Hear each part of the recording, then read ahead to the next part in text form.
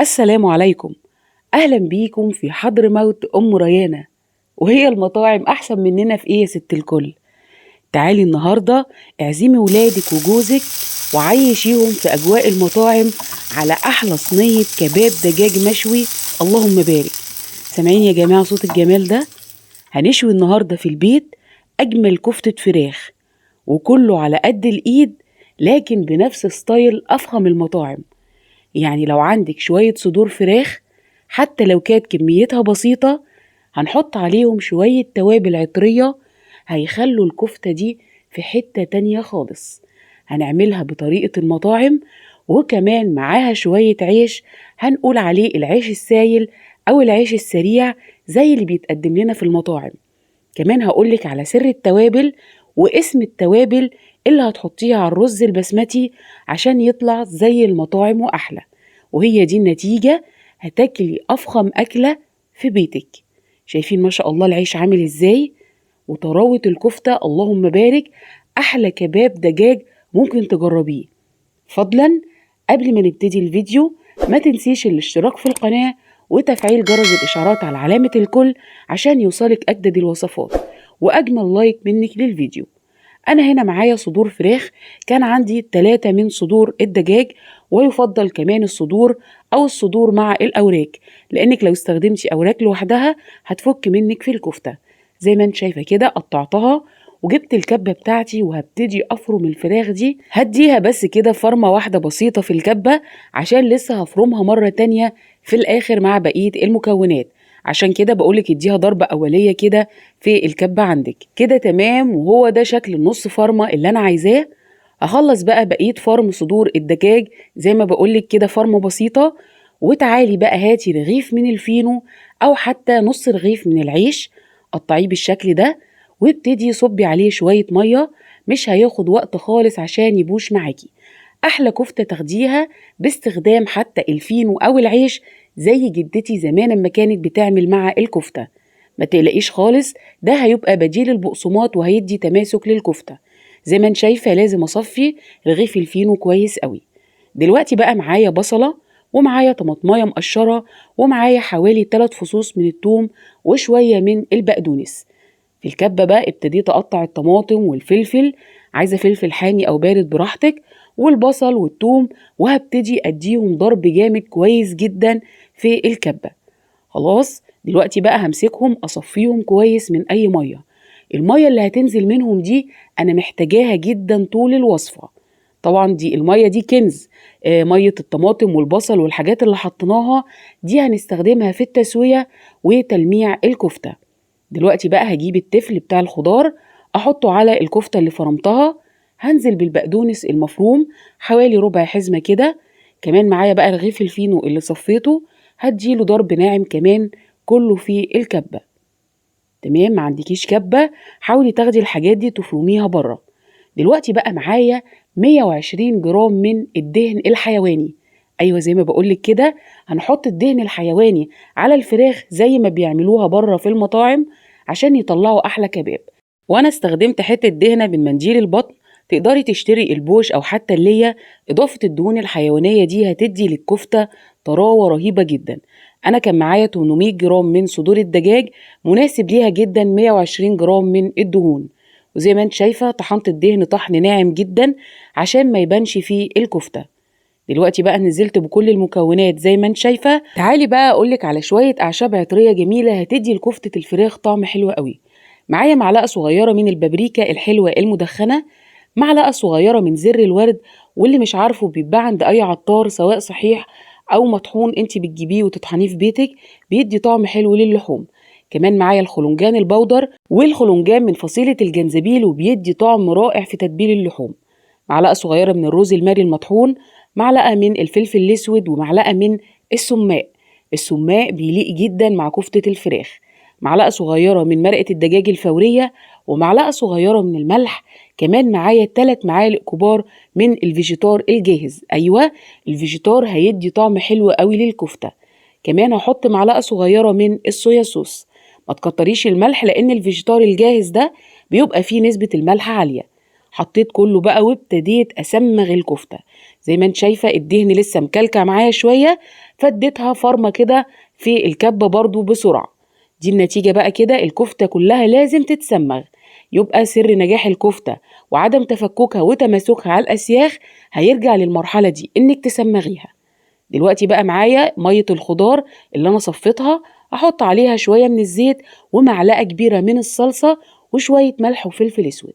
وابتديت بقى أجيب الأسياخ الخشبية بعد ما نقعتها في مية، لازم تتنقع في مية عشان ما تتحرقش معاكي، سواء هتسوي الكفتة دي في الفرن أو هتسويها على البوتاجاز. بصي بقى كده الطريقة دي بين ايديكي كده بتبتدي تحطي الكفتة. حاولي بقى كده ايدك تبقى ميزان وتساوي الكفتة دي عشان تبقى الصوابع كلها بنفس الحجم. اي زيادة كده تشيليها من فوق، الموضوع سهل وبسيط جدا. واول ما تتساوى بايدك كده تروحي عاملة حلقات كده شكلها ظريف في صوابع الكفتة. بصي سهلة جدا جدا بتتساوي. طبعا مية البصل دي مساعداني قوي، كل شوية ابل ايدي واساوي الكفتة. شايفين شكل الحلقات دي حلوة قوي، زي ما بتتعمل بره بالظبط. بين صوابعك كده بتبتدي تسويها حلقات بسيطة كده تدينا شكل تحفة. خلاص أنا بقى هخلص كل الأسياخ، وعلى النار ابتديت أحضر الجريل. في بقى قدامك كذا طريقة للتسوية، تقدري تحطيها في صينية في الفرن، أو لو عندك جريل كهربا برضو هينفع جدا. كمان لو عايزة تشويها في الفرن اشويها على الشبكة بتاعة الفرن، ما يجراش أي حاجة. يعني رصي كده الأسياخ على شبكة الفرن وشغلي الفرن، هتتشوي معاكي وتبقى تحفة. بصي بقى أنا كل شوية بقلب في الكفتة، بنزلها على نار عالية وبعدين أهدي النار عشان تستوي. وزي ما انت شايفة بقى ايه، الصلصة ومية الخضار اللي أنا عملتها كل شوية أسقي بيها عشان الكفتة ما تنشفش، وكمان المية دي تساعد في التسوية. يبقى كل شوية بجيب المية اللي صبعت بيها، وزي ما قلتلك كده دي كنز في أول الفيديو، كل شوية أدهن بيها الكفتة عشان طبعا تديني اللون الجميل كده، والصلصة هتديني اللسوعة الجميلة دي. بصي أنا كده بوقفها على حروف الجريلا لما ألاقي مثلا الحتة اللي تحت لسه ما استوتش. وزي ما بقولك راقبي التسوية، الأول تنزل على نار عالية عشان تديكي علامات الشوي، وبعد كده تهدي النار عشان تتأكدي إنها استوت معاكي جدا. خلصت أول كده صوابع كفتة، بمسح كده حتة قماشة نظيفة بمسح بيها بواقي الشوي ده وانزل الكفتة الجديدة. بصي بقى هي محتاجة متابعة منك على النار، كل شوية تقلبي الأسياخ بالشكل ده. دلوقتي بقى معايا حلقات من البصل وحلقات من الطماطم والفلفل، وهبتدي أشوي الخضار. بجد كانت الريحة اللهم بارك. بصي بقى كل شوية كده بدهن الكفتة بالمحلول بتاعي كده وأقلبها حتى الخضار خد طعم جميل جدا. البصل المكرمل ده تحفة يا جماعة في الشوي. وما تنسيش أهم حاجة إن كل ما تخلصي تسوية مجموعة من الأسياخ تغطيهم كويس في صينية كده عشان الكفتة ما تنشفش منك. في صينية بقى بعد ما خلصت كل التسوية، فحمة على النار كنت مولعاها، طشيتها كده بشوية زيت، وهبتدي بقى أغطيها كده كويس بالورق الفويل. الصينية لازم تتغطى كويس عشان ندي للكباب طعم الفحم الرائع، كأنك شاوية الكباب ده على الفحم بالظبط. دلوقتي بقى هدخلها الفرن نص ساعة كده، كنت مشغلة الفرن وهسيبها نص ساعة في الفرن مع الفحمة. وفي حلة على نار ابتديت احط معلقة كبيرة من السمنة وشوية من الزيت، ومعايا كمان بصلة متوسطة صغيرة، عود من القرفة الخشب، واحدة من الليمون المجفف اللومي، وكمان معايا معلقتين من توابل رز بسمتي. زي ما انت شايفة صورتها ظهرت على الشاشة، اسمها إبهار فود ومكتوب عليها خلطة أرز بسمتي. تحفة يا جماعة، ما بحطش أي توابل في الرز البسمتي غير التوابل دي. طبعا التوابل دي هتلاقيها منتشرة عند كل العطارين، لو انت حتى في دولة غير مصر تقدري تجيبي توابل رز بسمتي جاهزة. بعد ما شوحت الرز كويس مع المادة الدهنية، نزلت بقى بالمية المغلية وابتديت احط معلقة صغيرة من الملح وكمان نص معلقة من مرقة الدجاج الفورية. هغطي عليه واسيبه يستوي براحته.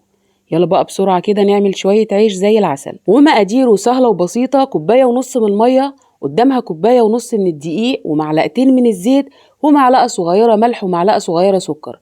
لو هتمشي بالجرامات يبقى 200 جرام دقيق عليهم 300 جرام من المية. وما تنسيش الزيت والملح والسكر. اسرع عيش كده هتضربيه بسرعه كده بالويسك، وتفكي كده اي تكتلات موجوده في الدقيق بالمضرب اليدوي زي ما انت شايفه. لو عايزه تستخدمي الخلاط هتعملي كميات كبيره، ينفع برضو استخدام خلاط الكهرباء. في طاسه على النار ابتديت احط شويه زيت، همسحها كده بمنديل وهنزل بيه واسوي العيش كده زي الكريب بالظبط. عيش يا جماعه سهل وبسيط وسريع قوي. كوبايه ونص من الدقيق قصادها كوبايه ونص من الميه، وما تنسيش معلقتين الزيت والملح والسكر وهتاكلي احلى عيش. شايفين بيستوي زي الكريب سهل جدا. في طاسه طبعا ما بتلزقش او طاسه تيفال هيكون احلى. بصي هيتقلب معاكي وهيستوي وكمان هينفخ منك. بصي مش هياخد منك وقت خالص. لو انت بقى عايزه تعملي كميه كبيره، انا كوبايه ونص دول طلعوا لي 5 ترغيفه متوسطين من الحجم اللي انت شايفاه ده، حجم وسط. عايزه تضربي كميه كبيره، اضربي بقى في الخلاط وصفيه وابتدي اشتغلي على طول. اسرع عيش زي اللي بيتقدم لنا في المطاعم. بصي شكله اللهم بارك، طري طراوه رهيبه، حلوه قوي قوي قوي. اهم حاجه ان كل ما رغيف يستوي تغطيه، لازم تغطي العيش على طول كده بفوطه نظيفه. بصي ما شاء الله نفخ معايا وفصل، عيش زي السكر، في ثواني هتنجزيه. يلا بقى كده اوريكي شكل الرز البسمتي واحنا بنعمل العيش. خلاص الرز خلاص استوى معايا، شايفين اللون الجميل يا جماعه؟ بجد طعم التوابل ده حلو، بيدي طعم ولون حلو قوي للرز البسمتي. يلا نعمل بقى شويه سلطه سماق زي اللي بتتقدم لنا في المطاعم. بصله كده مقطعاها شرايح، حطيت لها شويه بقدونس والسماق معايا. اختاري نوع سماق يكون كويس.